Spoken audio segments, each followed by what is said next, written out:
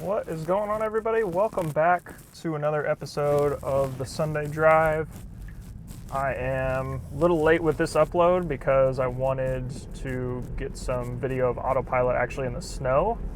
So I decided to wait a little bit so we had some more inclement weather and could get some more exciting Autopilot footage, because I think the normal nice weather drives are relaxing, but they're not as exciting. So we're going to try out Autopilot a little bit. We had a bunch of snow earlier this morning, but it is mostly kind of washed away now with all the rain. But I've got some Autopilot warnings that have been popping up, so I wanted to show you guys some of those. I am actually getting very low on charge. I don't know if you can see that. I'm at about 19%, so I'm actually going to head to a charger near me and plug in because I need to do that. So I need to find, there's a charge point charger around here. So I need to go right there. So we'll see how Navigate on Autopilot does navigating back there. But at least on the way here, I had a lot of errors popping up saying that Navigate on Autopilot wasn't available, auto lane change wasn't available, a bunch of that kind of stuff. So we're going to see how that does kind of on this highway trip back.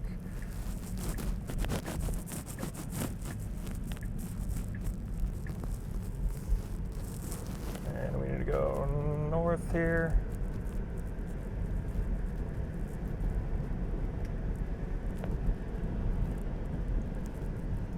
And it looks like I've got a low tire pressure warning up here too. So it's been really cold. The temperature dropped a lot, so I'm going to need to fill those up.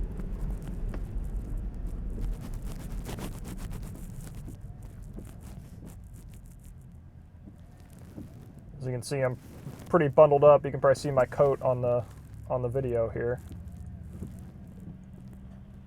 But I am not happy about all this cold weather.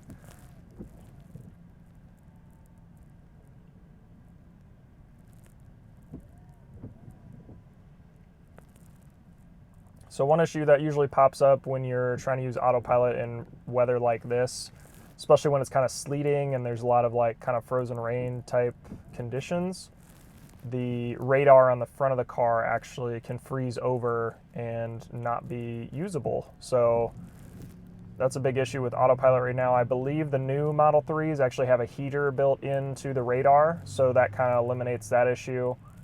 But on these older Model 3s that are supposedly going to get full self-driving at some point, I don't know how they're going to kind of counteract that, if they're going to be able to do a retrofit or something like that, or what the deal is going to be. Because if they want to achieve full self-driving, you're going to need redundancy, and you're going to need all kinds of different backups if your sensors aren't available. So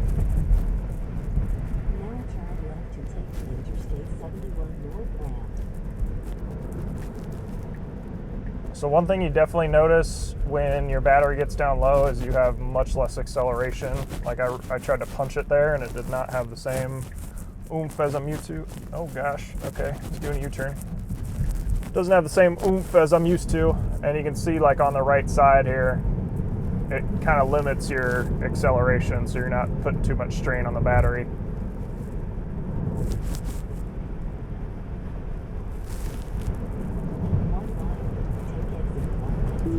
So I'm going to put on Autopilot here. It's trying to do Navigate on Autopilot, so we'll see how this does. I should be in the correct lane here.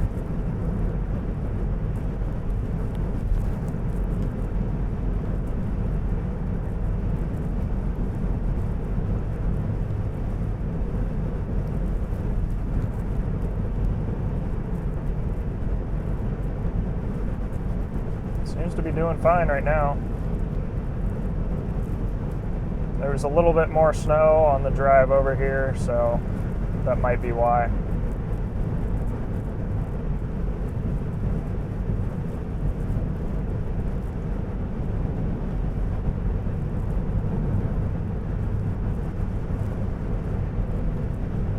See, it's slowing down for these cars to my left. thing I don't like is how close to the center it gets when it's trying to navigate these kind of things. Like this tow truck is kind of sticking out. Yeah, so I'm going to take over there. I don't know what the deal is, but as soon as there's a little rain and weather, everybody forgets how to drive. It's ridiculous. I almost got hit on a freaking roundabout just trying to get over here. Some lady just did not yield and went all the way through the roundabout.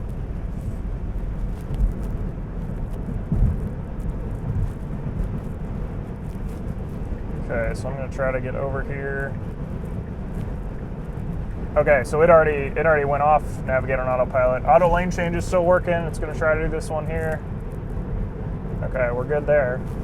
But yeah, Navigate on Autopilot is now turned off. It's still going to do regular autopilot though, so I should be okay.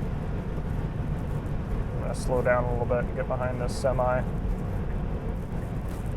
So Navigate on Autopilot's still working.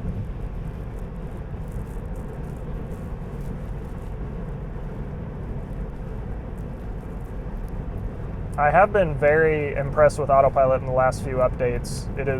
It works on some, okay, I'm paying attention. It works on some roads without lines on them, like I did in my one of my last episodes. I was very impressed with it able to even do something like that.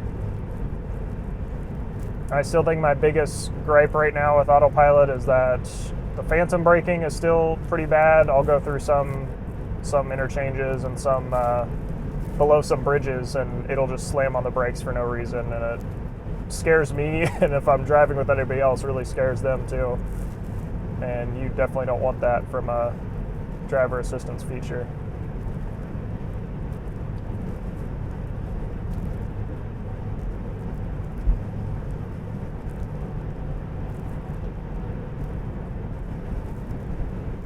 But as you can see, I mean, we've got pretty heavy rain here. Autopilot's doing just fine. Still sees all the cars in front of me too. See on the display here, it's able to see all these cars, which is pretty impressive. I do wonder how much the autopilot system depends on that radar to see cars around it, because anytime the radar is like covered up, it's pretty much non-operable. Like it can't use just the cameras to do everything. And I need to get over in this other lane.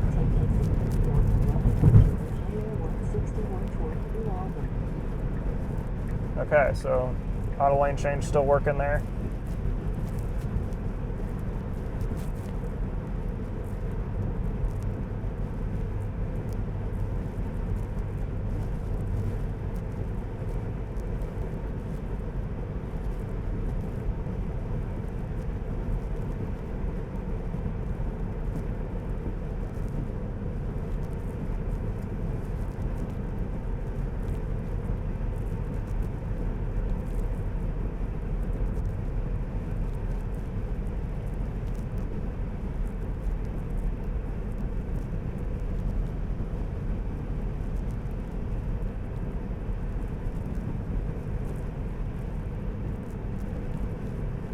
So we've got an interchange coming up here. Let's see how this does.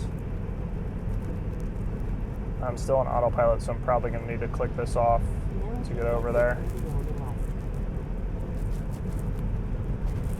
Yeah, it was going to go left there. I need to go right.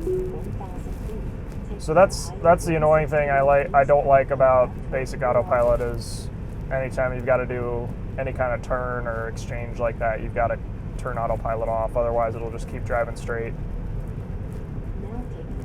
And I've also noticed if you're not using Navigate on Autopilot around curves and stuff like that, it still is very, goes into them really hot and doesn't slow down in time, whereas with Navigate on Autopilot, it actually kind of anticipates the curves and slows down. So like here, I've got a car in front of me, so it's slowing down to kind of match their speed. Whereas Navigate on Autopilot actually slows down here by itself, even if nobody's in front of me.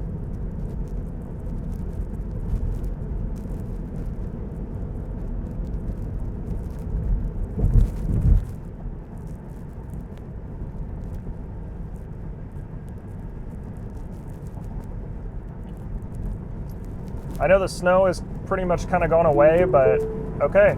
All right, Navigate on Autopilot is back on now. So we'll get to see how it does on these exchanges up here. So it's asking me to get over. I'm going to go ahead and confirm that, move over. One of the things people ask me a lot is how my car handles in the snow. And when we actually get some snow, I'm hoping to do a full video about it. But this car actually handles extremely well. First of all, it's an all-wheel drive car, so I've got motors in the front and the rear. But it's also a very heavy car, and being heavy and having a lot of mass is actually what helps a lot in the snow. Helps kind of plant you to the ground a lot better. And it also makes it a lot safer too. So if you're in a car with a lot of mass, that also means that it takes a lot of energy to slow it down.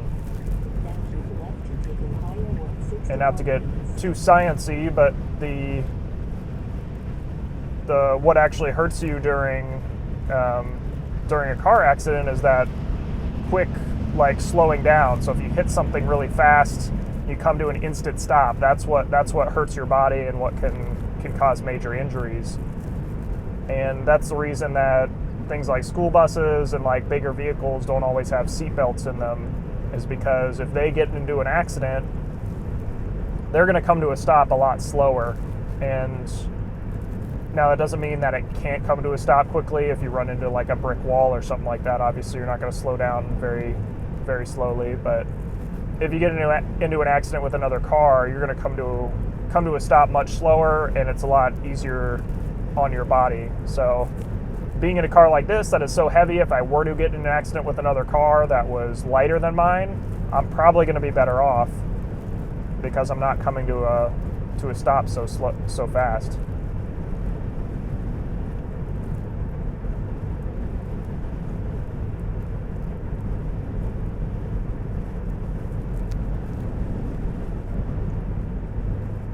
So I'm at 14% right now.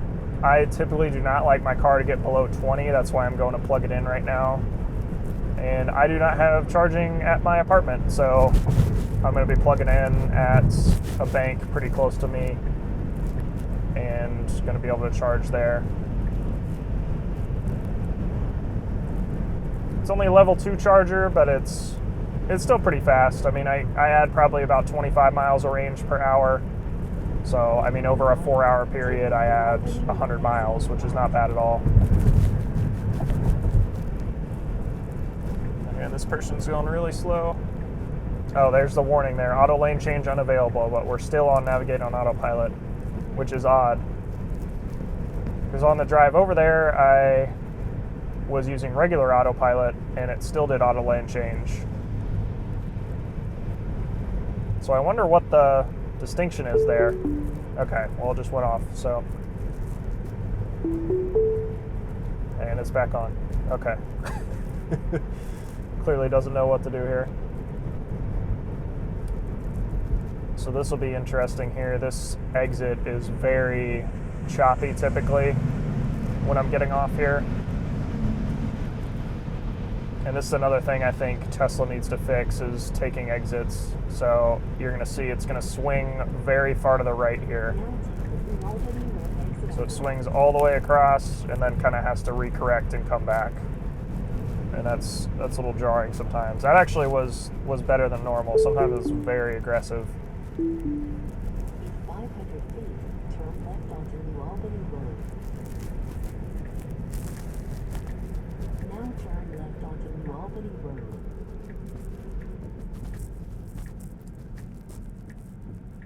So this will be kind of a shorter episode. I was doing this on my lunch break, so I don't have a ton of time, and I need to charge my car. So maybe while we're stopped, I can show some things on the touchscreen on what pops up while I'm charging and that sort of thing.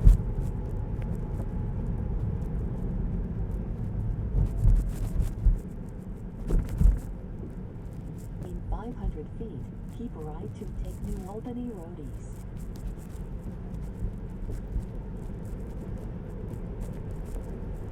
Now keep right to take New Albany Road East. So again, with this series, I don't think I kind of brought up at the beginning, but really just want to show you guys what driving with a Tesla is like on a daily basis, and just kind of everyday driving, what different kind of scenarios it handles and how it handles them.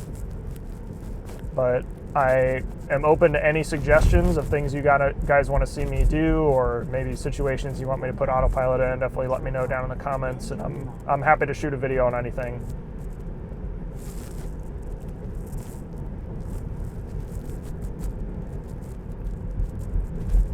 Okay, I forgot to check, but hopefully nobody's using this charger. I know this one is usually pretty busy.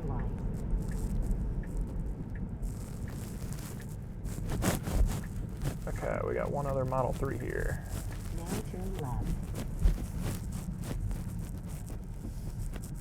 Now your destination is on the right. This minivan go, and then back in here.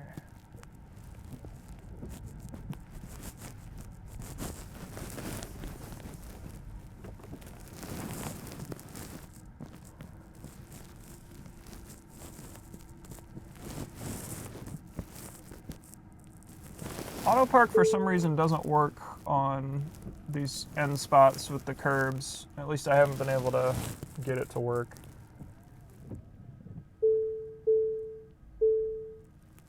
Okay, so I'm gonna go plug in my car, and I will be right back.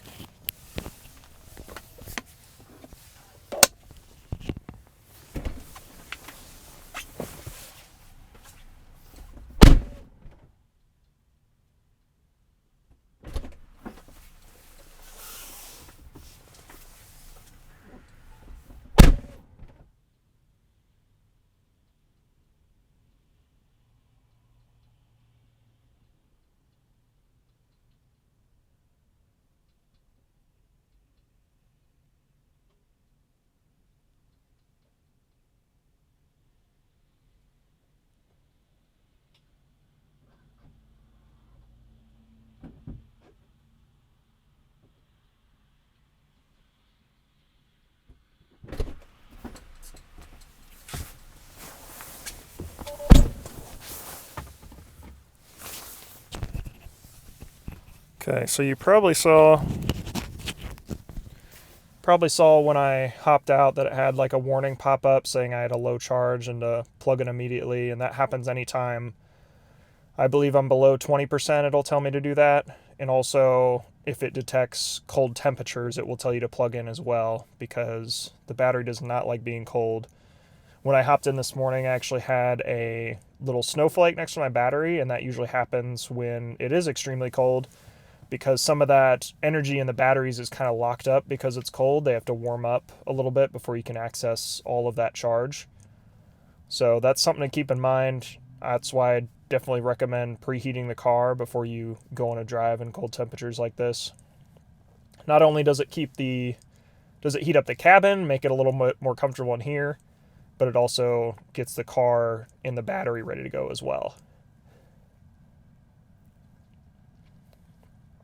So I have my limit set up to 100%, but I'm actually going to lower that down to 90. I was doing some traveling last weekend and charged up all the way, so we'll see that adjust. So to charge up to 90 from 13%, this charger will take about 9 hours.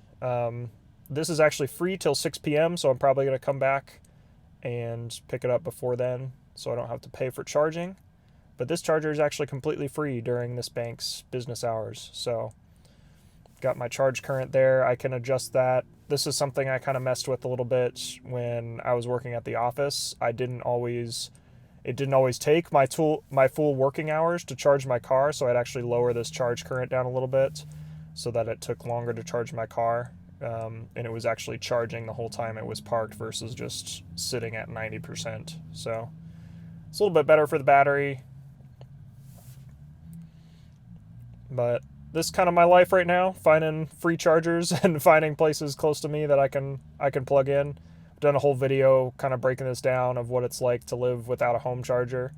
Definitely not the most convenient thing. I'm definitely looking forward to the time when I have a garage and can just plug in every day and not have to worry about it. But it's definitely something you can get by doing if this is a car you want to own, and you do want to pay less for charging too, because there's a lot of free options out there right now. Definitely something I hope more businesses do in the future is just install charging stations near them, because it attracts a lot of customers. I mean, anytime I see a free charger, that's probably where I'm going to park and where I'm going to shop near. So having those available is definitely a good thing. I wonder, before we head out, we've got about 5 minutes left.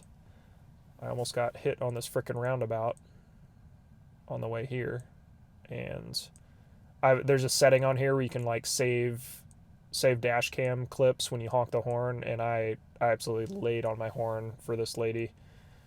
So yeah, it was this one. Literally like stopped at Kroger on my lunch break and almost got hit. Okay, so I'm just turning out here. Probably gotta wait for a car to go by.